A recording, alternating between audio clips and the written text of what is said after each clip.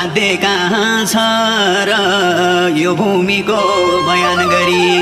साध्य कहाँ छ र यी देवताको दर्शन गरी भव सागर तर महत्व अपार